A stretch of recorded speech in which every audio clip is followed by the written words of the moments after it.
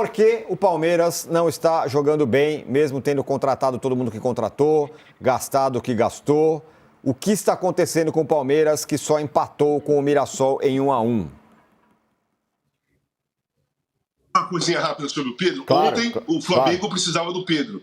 Ontem o Flamengo precisava do Pedro. Foi uma falta muito sentida, porque o Bruno Henrique precisa de campo para correr. O Santos não deu campo para correr. O Pedro, a característica dele, ele não precisa de campo para correr. Ele recebe a bola no pé. Né? E ontem precisava de um jogador que o time do Flamengo tocasse e ele segurasse a bola ali na entrada da área para fazer uma jogada ou outra. Então o esquema do Flamengo que o Santos fez ontem, o Felipe Luiz, sem o Pedro, sentiu muito, porque precisava de uma presença de cara que domina, não de cara que corre, porque o Santos não deu espaço para correr. Boa. Em relação ao Palmeiras, é assim, ontem nós falamos de manhã aqui que o Palmeiras precisava ficar esperto no jogo. Você lembra? Eu, você e o Danilo? Verdade. Que era o Mirassol, que era um time perigoso. O Mirassol está fazendo uma ótima campanha. Não é uma equipe... É uma equipe que está pela primeira vez na Série A. O objetivo é claro. Eles não sonham com mais nada a não ser permanecer na Série A. Então é uma equipe que não tem tanto compromisso na cabeça. O único compromisso é... Vamos tentar permanecer na Série A. Então eles marcam, eles correm, eles são entusiasmados. É uma boa equipe, ela é bem treinada, é uma equipe difícil de jogar. Então, agora, em relação ao Palmeiras, está faltando coisa, né? Eu não sei o que o Abel pode fazer, primeiro, o Vitor Roque está muito ansioso, ele errou umas 3 jogadas ontem que poderia ter sido diferente, muito melhor feita. No primeiro tempo, uma bola que sobrou, que eu acho que como chama aquele jogador que veio da Lazio? Eu esqueci o nome dele, cara. Felipe Anderson. O Felipe Anderson, dentro da área pequena, aqui do lado esquerdo, a bola rolou, ia passar pro Felipe Anderson, ele tentou chutar de esquerda, foi um chute patético, que a bola foi para fora. Então, o primeiro ponto, Vitor Roque, o lado pressão, o lado que ele não faz gol, está pesando pra caramba para ele jogar. E isso está atrapalhando o ataque do Palmeiras. Ou resolve o problema psicológico do Vitor Roque, ou arruma um outro jeito para se jogar. Porque ontem, na minha visão, o Vitor Roque atrapalhou muitas jogadas porque ele está muito ansioso, está se sentindo cobrado. Eu acho que ele mesmo está se cobrando, né? Porque ele não está fazendo gol. Então o Palmeiras tem um monte de problemas. Se você perde o Estevão, como que você vai arrumar um outro cara que quebra a defesa adversária? Igual o Estevão. Igual o Estevão você não vai achar de um dia para o outro. Né? Então eu acho que o Abel está com um problemaço na mão. Não importa o investimento. Palmeiras é um dos times que mais investiram. Ok, encaixou? Por enquanto ainda não, né? Por enquanto não encaixou ainda. É assim, cara. É assim. O Arnaldo falou que o Santos foi um dos times que mais investiram, não foi? Que é subestimado, está lá embaixo, não é o papel certo dele. Está começando a dar resultado. Está começando a ser aquilo que a torcida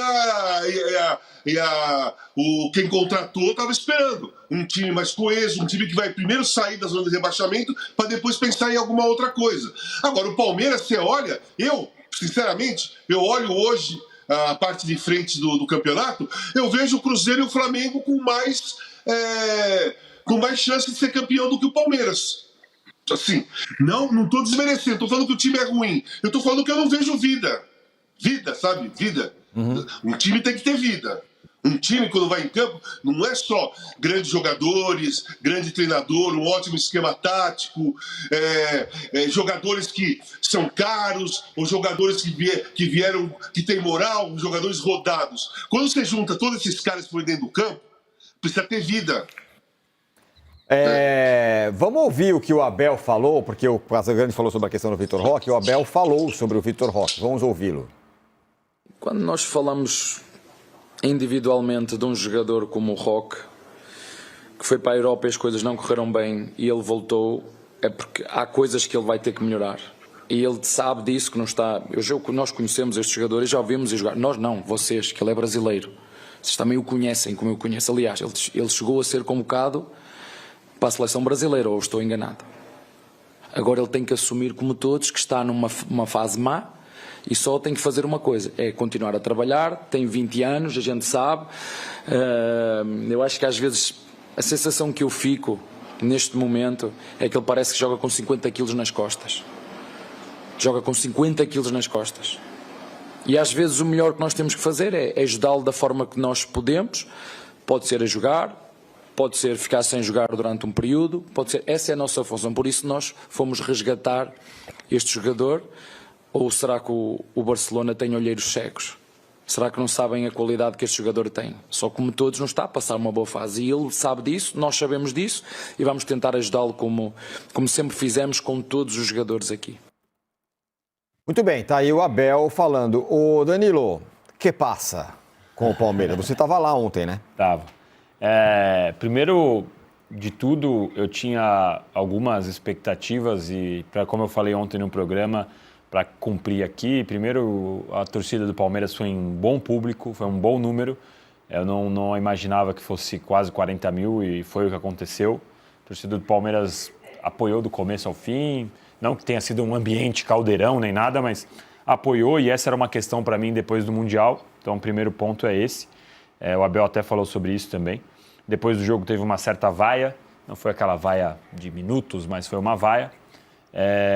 E quando você olha o jogo do Palmeiras, eu não consigo entender que a gente vai falar assim. Eu já vi, acho que até foi o Arnaldo que já falou que o Abel é um técnico que funciona melhor na escassez.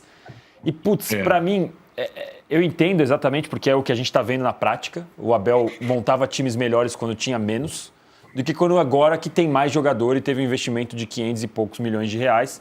Embora o Paulinho já esteja fora, embora o Estevão tenha ido embora, enfim, é difícil você entender como um cara com menos material consegue fazer um time jogar mais.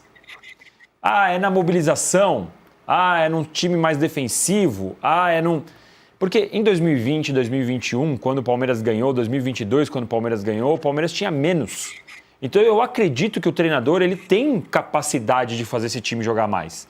E é por isso que eu ainda não estou no barco do fora Abel, Pardal, não serve, que é o que a gente vê alguns palmeirenses já falando.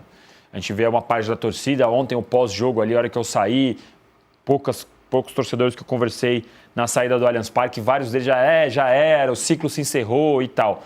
Eu realmente acho que o Abel está devendo, que o Palmeiras está devendo, mas por que eu não acho que já é caso de demissão? Porque ele já mostrou um trabalho melhor quando tinha menos.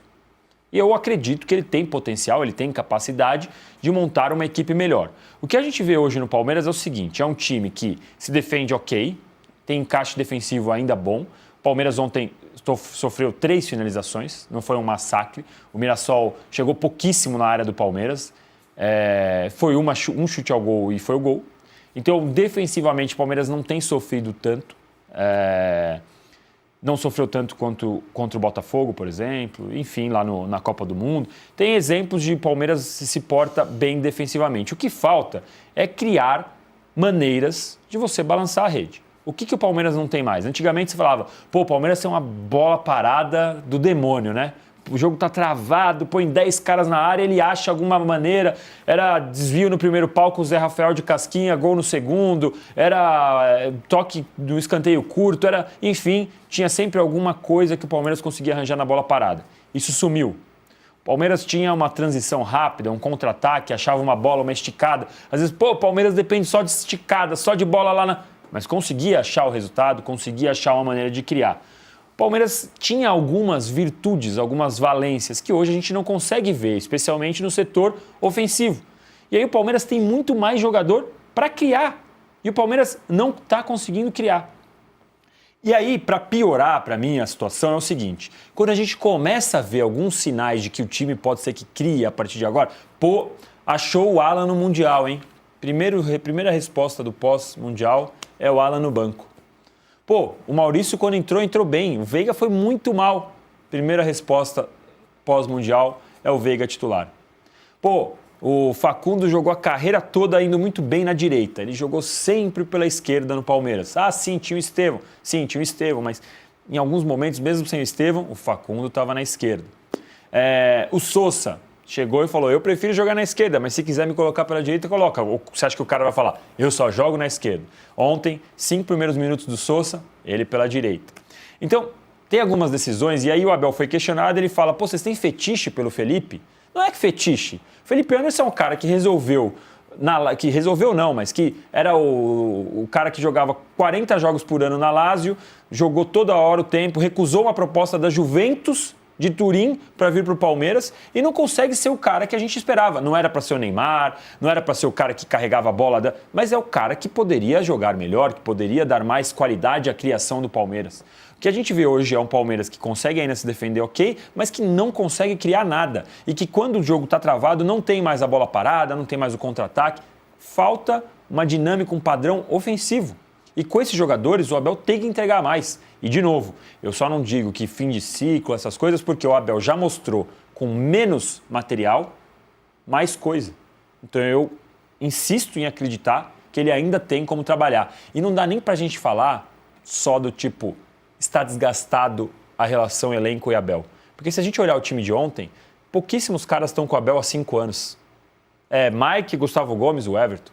O resto chegou aí há 1, 2 anos. São jogadores que estão há menos tempo. Então não dá para falar, o time já não aguenta mais, a mágica do Abel já não funciona. São jogadores novos e ele precisa construir mais, precisa mostrar mais, porque é muito dinheiro para muita dificuldade de fazer gol.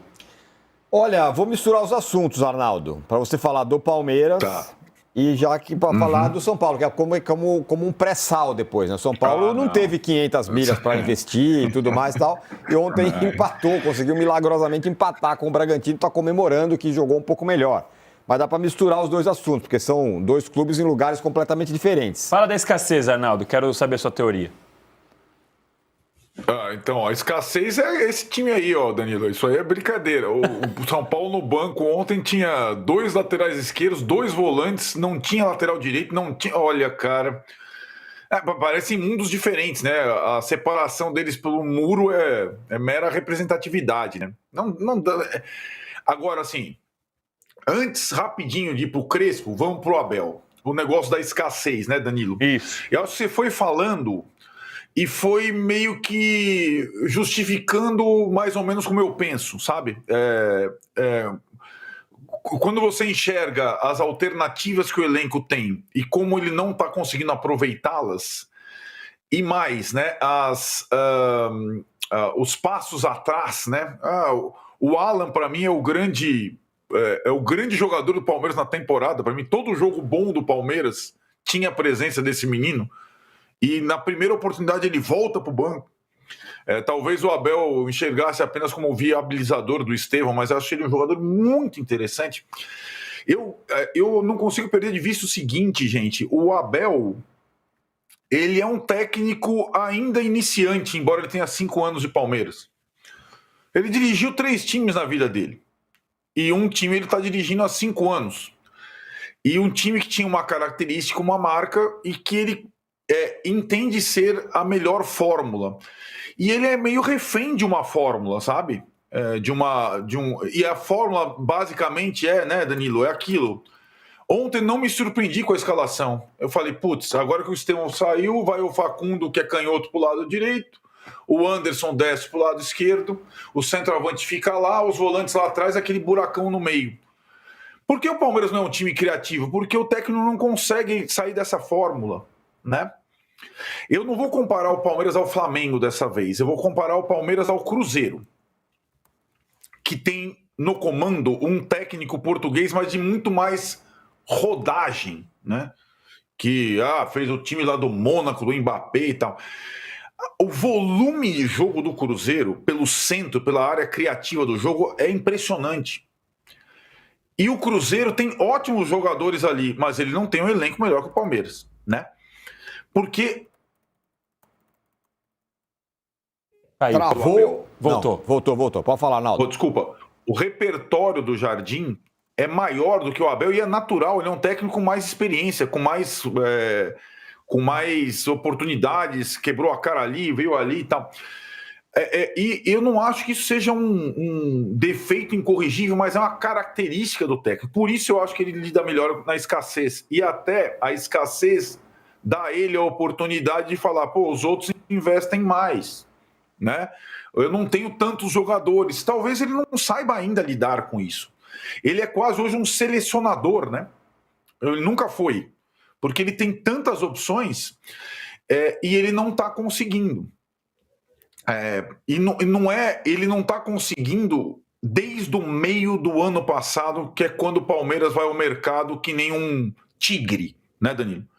Porque as janelas do Palmeiras, desde o meio do ano passado, elas são impressionantes em termos de valor e em termos de qualidade de jogador. Todo mundo queria os jogadores do Palmeiras. Mas, de fato, o Palmeiras, para mim, no Mundial já foi assim. No Brasileiro ele vinha sendo assim. No Paulista ele foi assim. E eu vou fazer uma canequinha lá do melhor na escassez, né?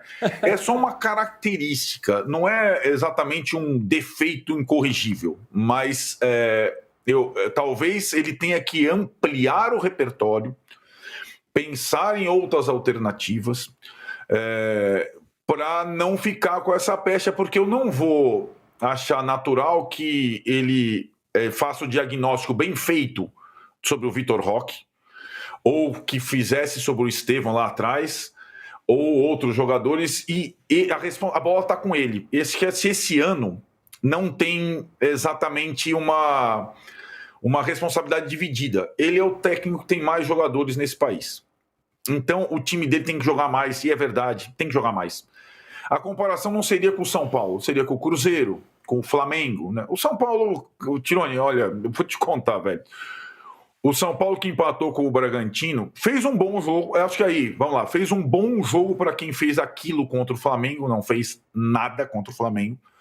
Jogou de uma forma mais organizada, aí um esquema mais decifrável, né? Com 3 zagueiros e 2 atacantes, um 3-5-2. As antigas, o Oscar na posição dele. O Crespo acertou na dupla de volantes, que foi a grande surpresa, Bobadilla e Marcos Antônio. Jogou, poderia ter perdido, poderia ter vencido o jogo ontem. Ainda tem muitas falhas. O banco de reservas oferece muito pouco, é o contrário do Abel. E o time está dependendo na temporada de 2 jogadores que vivem uma relação meio de amor e ódio com a torcida, que são jogadores de um nível... O Luciano jogaria no Palmeiras? Jogaria no Flamengo? Jogaria no Cruzeiro? Não jogaria. Jogaria no Santos? Não jogaria. Mas ele é, de novo, o jogador mais importante do São Paulo, o mais regular, o que não se contunde. E o André Silva, que a gente viu fazendo aí, ele é o artilheiro do time do Brasileiro, artilheiro do time da Libertadores. E é isso que o São Paulo tem. O São Paulo tem um time fraco, um elenco muito limitado, e é um elenco para brigar contra o rebaixamento. Simplesmente isso. É o pior elenco da história do São Paulo, mais curto. E se o principal jogador não pode jogar nunca, o Lucas está machucado, fica mais carente ainda esse time. Mas eu acho que, Tironi, essa ficha caiu já para todo mundo, sabe? Não só para a torcida organizada. Eu acho que o Crespo já assumiu sabendo desses limites. Os jogadores entenderam esses limites. E aí começa, quando você vê essa mobilização, não sei se o Casão concorda, quando começam os jogadores machucados a estarem presentes em todos os jogos, inclusive os fora de casa, é uma espécie de uma demonstração de solidariedade, porque o time é fraquíssimo e o time não pode cair de divisão. Nesse ano complexo em termos econômicos, é uma das poucas coisas que resta ao São Paulo, esse motivo de orgulho de não ter sido rebaixado, e é para isso que o São Paulo tem que lutar. O time é muito ruim. E ontem fez um jogo decente. Chama muita atenção, Arnaldo, a reação do Lucas, as reações, né? Quando a câmera filmava o Lucas e o Lucas lá no camarote, ele punha a mão, ele agradecia, ele rezava. Quando o São Paulo empatou, faltou ele chorar. Num jogo contra o Bragantino, que ok, né? O Bragantino está na liderança, mas não era final de campeonato. E aquilo ali, para mim, é sintomático, sabe? Quando você vê um jogador sofrendo daquela maneira, meio que, putz, a gente precisa desse resultado, a gente precisa... E, obviamente, mistura o fato dele não conseguir jogar, de ele não estar conseguindo se recuperar. Mas aquilo me chama atenção, assim como me chamava atenção no ano passado, quando o Corinthians estava ali lutando na parte de baixo da tabela, e aí você via aquele jogo que tomava o gol no último minuto, aí você filmava, os caras estavam com a mão na cabeça, assim, lamentando. Então, quando você vê essas reações, essas coisas, você vê como está o clima do time. Eu acho que ontem o Lucas deu uma demonstração que os caras do São Paulo estão sentindo essa necessidade de resposta, estão sentindo essa pressão.